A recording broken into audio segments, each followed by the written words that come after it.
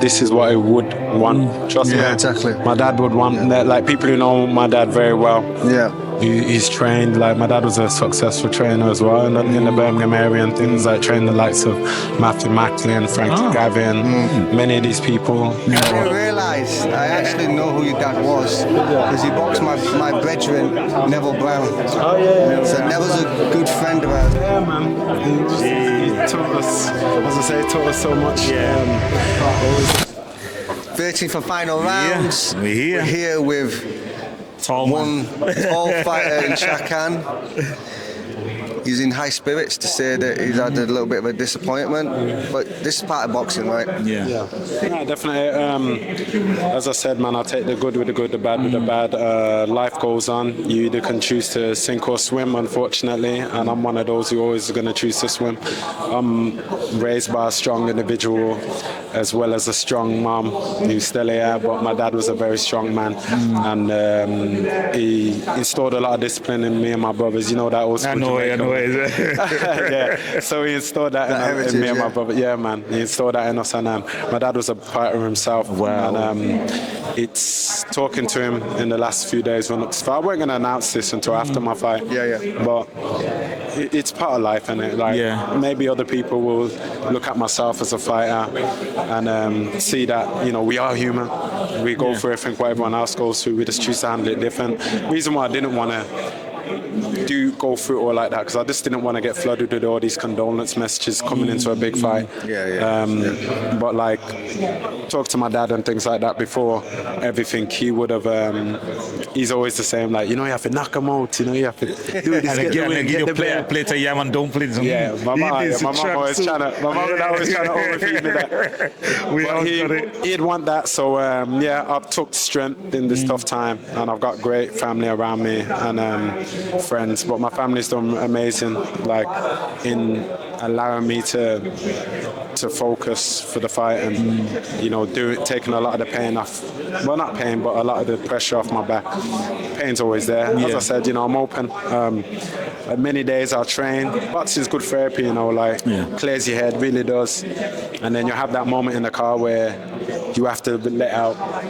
As a man, I let out, I have my moment, and then I find strength again, and that's how I carry on. But it's a difficult time, been a tough time for me and my family, but we get through it, man. This happens, and it's part of life, and I have to carry on my dad's legacy in his name in the ring, because I wouldn't be here if it weren't for him.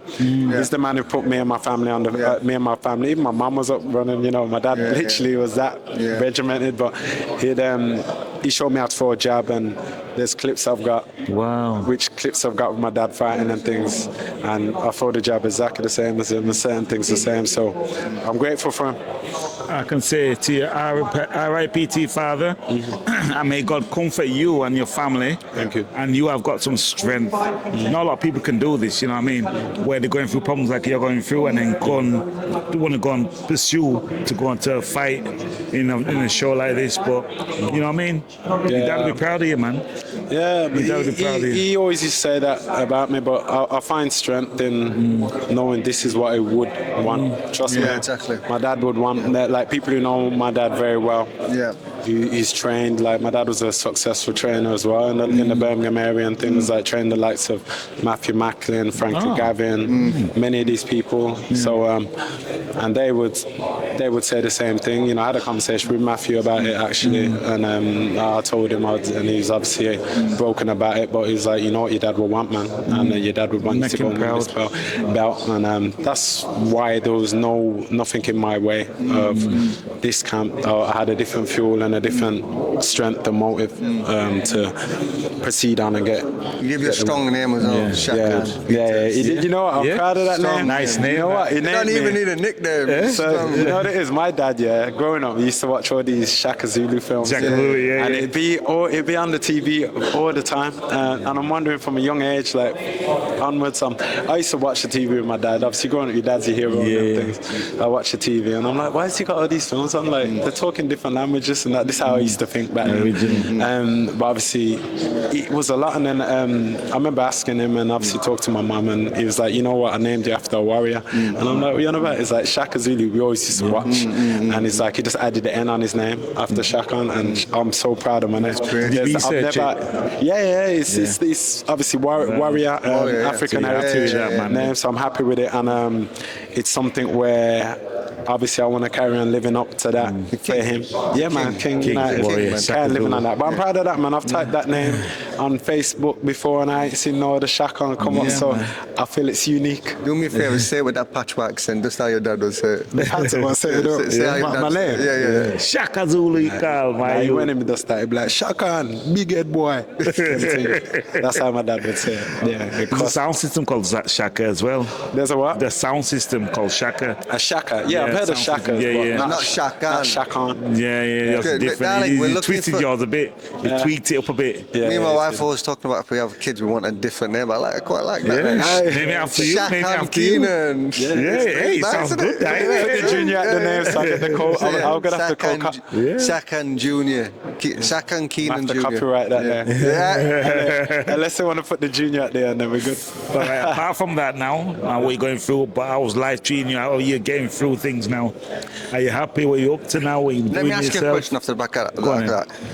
Look, it says in the Bible that, and it's a really difficult scripture to understand, right? It says in the Bible, it says, when someone is born, it's a time to mourn. And when someone dies, it's a time to celebrate. Celebrate. And so sometimes we have to go through the process of grief and mourning. But then it comes to a time where we have to really embrace and celebrate. Celebrate.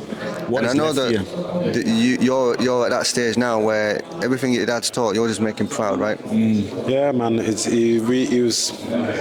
It was very inspirational in my life. And this is why, like, no time is enough time. I spent a lot of time with my dad. I'm not one of these where we was distant. Like, I spent a lot of time with my dad, and I found a lot of strength in my dad, like, talking about boxing, although it was the same stories all the time. But I find a lot of strength talking boxing with my dad.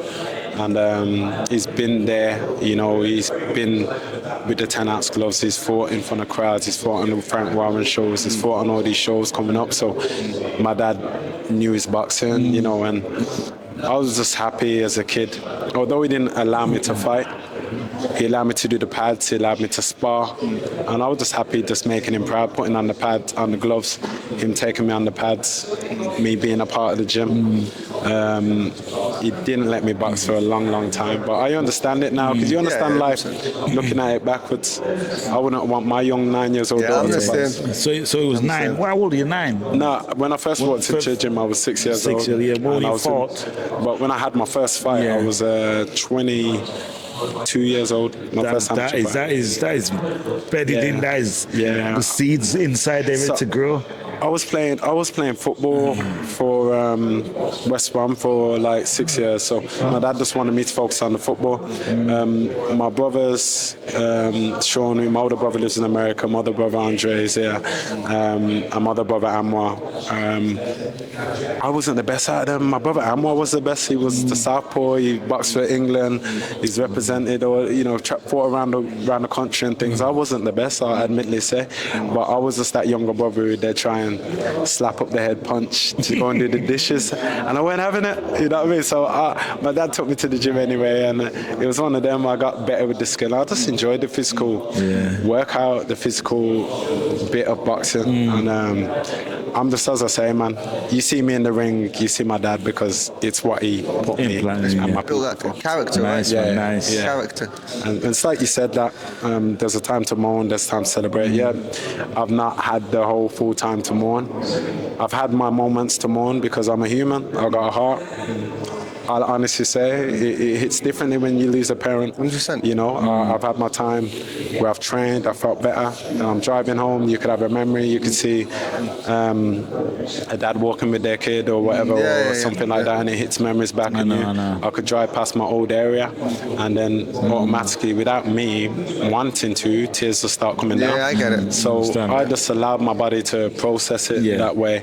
I don't think it's weak for men to show emotion, because sometimes in Jamaican households especially, and a lot of households, it's like, and I've grown up in that, where it was like that, and with that it did emotionally get me. I wasn't good with emotions growing up, but I got better having my 9-year-old daughter, and she brought out a better side. And I've grown up with a strong Caribbean mum as well, Jamaican mum. So it's like, yeah, but I'm better in that. So I had them moments, but I find strength again. I feel better, then I find strength. I pick myself up, and this is why this camp's been good for me. It's been really good. There was no excuse. There was no deterrence. I weren't pulling out no fight because this is what my dad would want me to do. Listen, real men cry. Let's just get it real. Real men facts. cry. Facts. Like, as someone who's holding feelings, really, translation is like, you're just not dealing with feelings. Yeah. You're just repressing it, and it's gonna come out sometimes. I remember I was raised by my grandparents, and they both died in the middle of COVID on the same week. It's hard to You call me. And if I start even talking about them, I'll start welling up straight away. If I start thinking, it don't make you any weaker. It just means that it's actually a good thing because it makes you feel human. There's been times in my life when I boxed where I was so cold. I'm like, am I alive? Like, I pinch myself. I can't. There's no feelings there, right? Human. But then the thing is the most sensitive. I'm just going to say what I feel, right? I think the most sensitive men on the planet are fighters. Yeah, we are. We're more sensitive than the general public males because to get in a ring, we've got to have heart. You've got to go in there. It's only people who've been in there understand what heart it takes to get in there. So there's got a lot of emotions that you have to carry in there. It's how you channel them emotions. They're going to be in a positive or a negative way. Is them emotions going to get the better of you, or you're going to use them emotions to fuel you?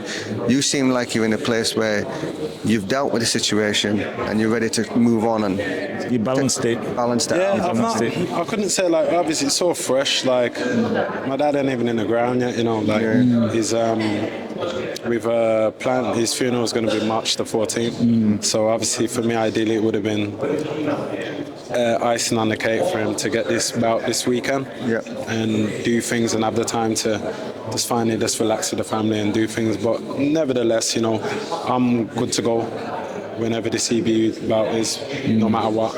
And I find power and strength into winning this title for my family and, you know, in my dad's legacy, in my dad's name, in my dad's honor. It's what he'd want me to do, and so when you know that person would want that, you find power and strength in these times to go and get it, you know. That's it. But it's one of those, like, you know, as I said, it's life, it's hard, it's tough, but we've got to, you know, listen to our body most importantly when we have our moments, but also have the courage and strength to keep going on. It's not going to get, like, no day is going to get easier, but I'll learn how to cope with them better. Good. So that's good. I'm on it. Wow, that's good, man. Thanks for being so vulnerable with us and being open. You know what I mean? You made an even bigger fan in me now. Like, I'm going to be cheering you on Saturday night. But we're going to leave it there because we want him to go and relax before the fight. This is part one of part two, because in part two we're going to be talking to him straight after the fight. Oh, it's going to be good. Make sure you tune in on Friday night. It's going to be good. Peace out. And a little short left uppercut on the inside as well. Oh, his class is really showing tonight. Shakan Petter's beautiful uppercut and some body shots as well. And this is really lovely as he goes to work. He's never been a dynamic puncher, but his punch Amir Akbar.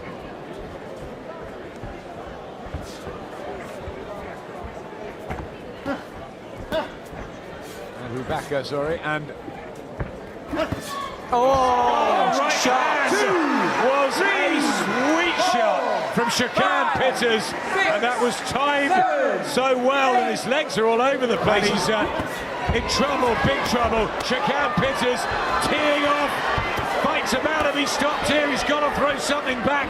Karami uppercuts. Peters on the brink of a knockout win under those circumstances, and he gets it. Relief for Shakan Peters, and that is how to deliver. Time 2 minutes and 13 seconds of round number 2.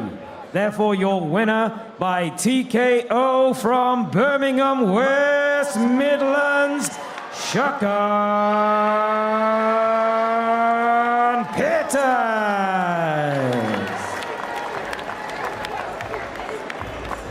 waiting for final round. Yeah. We did the pre-interview, and now we've done the fight, and now we're here at the post-interview. He's here. Finishing And I product. didn't realise I actually know who your dad was because he boxed my brethren, Neville Brown. Oh yeah. So Neville's a good friend of ours. Neville's cool, man. Yeah. I speak to Neville quite frequently on Facebook as well.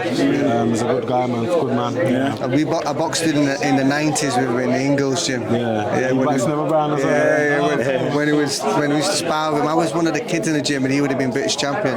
Okay, He was in some good fights. Hassan Sharif. But I remember your dad. He was a slickster, man. Yeah, man.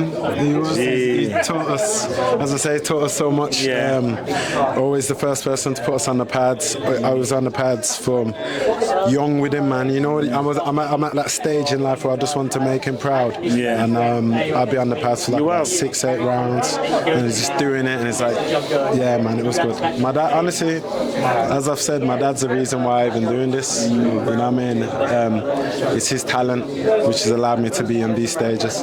Well, in the ring today, time waits for no man. Yeah. You've shown us that skill in don't there. get paid for all the Power, time. everything. Nah, man. Yeah? Like when it's there, as I said, you know, Take I was him always out. going to be. I know he ain't the level opponent what I wanted, but at the same time, I'm so happy to be on the show. Yeah. And I wish it was obviously the EBU, but we're going to get there, and I'm just grateful to Izzy and GBM and the Zone for allowing me to, you know, showcase my skills and Through things. your career as well. Yeah, man. But as I said, I've been in the gym countlessly with my team. I'm working on so much of my defensive game and offensive game, and I think I've matured better as a fighter now. And I'm very critical on myself, and yeah, I think I have matured better under, you know, my team and good guidance. So, like you say, you're critical of yourself. What have you seen today? What have you done wrong? Anything you picked out, or anything you've done good? Anything you've done that, yeah. Because obviously you're going to be critical of something. You're a boxer, you're a fighter, What have right? we done? That's What have we done fighters wrong? do. I've done good. Probably went around too long. Yeah. What about working the body? Did you work the body a lot? Nah, I felt I was mixing my punches up well. I was doing all I can. I was hurting him, he was grunting. I was going body, I was coming back up top, going back body. But I just done what I believe what I was supposed to do. So, I'm on the outside, so I'm going to give you some credit for what I watched. Punch selection was good, distance was good, measured him really well with the jab, pull right hand, looking for that pull right hand, which set a lot of different avenues up. Distance was good, in and out, timing was good, knew when to be at the right range, close or long. You didn't get caught in no man's land at all. It was just a matter of time. yeah, man. You know what I mean? Definitely. And you put it all together, do you know what I mean? And at the end of the day, right, you can only beat the man who's in front of you. Yeah, of course, and that's why, as I said, I'm grateful to Izzy, GBM, and the Zone, because they really, really worked very hard, man. So credit to them. They worked hard to keep me on the bill and, you know, ensured that I got this fight on the go. They've seen obviously what I've been through and the sacrifices I put in, just like themselves sacrificing to put the show on. And this is what's the difference in boxing, when you've got a team and a promoter who believes in you, and I feel that within this stable. Yeah. And it's only going to give me the confidence more to keep performing and growing as a fighter. All you do is just keep going. Yeah. And RIP to your father. Thank You'll you. be proud of it today. Thank you. You'll be looking down here and saying, yeah, it's my son. But it should have gone a bit longer to get around it. My dad, you know, What your dad would have said? my He would dad, say 8 round. He said to me 8 round. my dad always says, "Shaks, you have to knock him out." You know, Knock that's him my out, you dad. have to knock him You have out. to knock him out. So he would have probably been happy with that. He'd be happy. But I wanted it obviously as I'm gonna say, I'm gonna get there. Yeah. We're gonna get there. As you say, I could only beat the person in front of me. But That's right. it would have been good to have the EBU title around my shoulder, so I could present it to him before he goes to rest. No, but, it's not your time yet. yeah. But your time will come. Yeah, I'm patient. Time will come on the right. So just keep doing what you're doing. Obviously, you're going back in the gym on Monday, are you? Yeah, more or less. There Yeah, you well, go. you know, to be fair, I'm gonna, because I've not done as much around for the funeral arrangements as much as my family.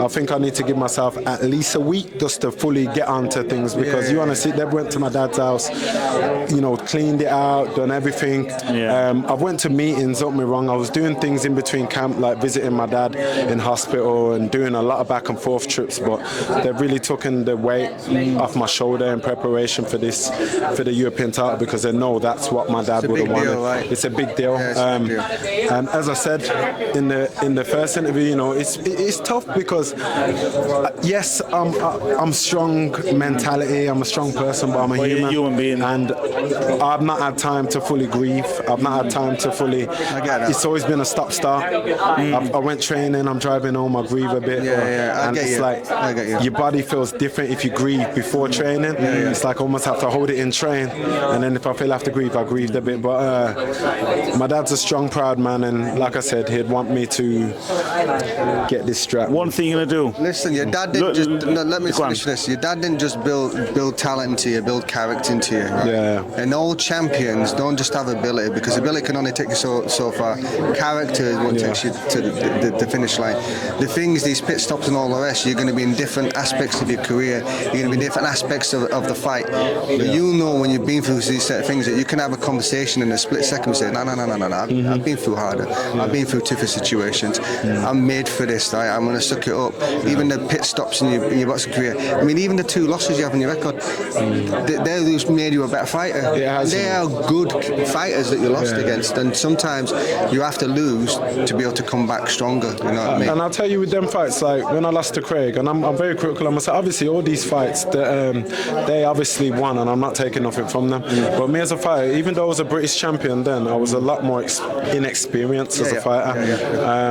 And I switched off. I got caught. I've never been hurt in sparring like that. I'm not saying it's a bad thing or whatever, but I've never been hurt in sparring, never been hurt in a fight like that. So when I did get hurt with Craig, the inexperience in me didn't know how to then deal with it. So you see, I kind of looked down thinking, oh, should I take a knee? Should I do 8 count? What should I? But I've never been in that situation. Nothing prepares you for that. And then with Dan Aziz, again, like I said, not taking anything from away from none of them. They won. I'd lost my sister building up to that fight, my younger sister, and I didn't allow myself to grieve, so it affected me a lot more mentally. So this time around, I've kind of knew how to do it and not fight an emotion. You got what I'm saying? I was never going to fight an emotion. I was always going to fight control, using my head. So as you said, man, this is character building, and it's made me a better human, a better person, and better prepared. It's foundation, and now you're building the walls up now to make it to a building. Put a roof on there around when you're world champ. You'll deal with things differently. You'll deal with it more mature.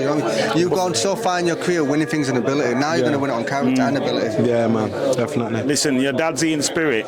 Look at the camera and say what you want to say. You already know that, man. Love ya. You tell me if you knock them out, so me knock him out, though. Nah, I love you, Dad, man. And I'm going to carry on your legacy with the leopard, the cheetah print. All that's going to come into play, man. But Peter's name's going to rise and keep living on for sure. You may not have won certain titles, but you led the way, and you're going to win. You're winning all these titles through me. Let's go. Through me. You live within me, so love you and blessings. Rest in peace, Colin. R.I.P. Colin. R.I.P. Make sure you like, subscribe.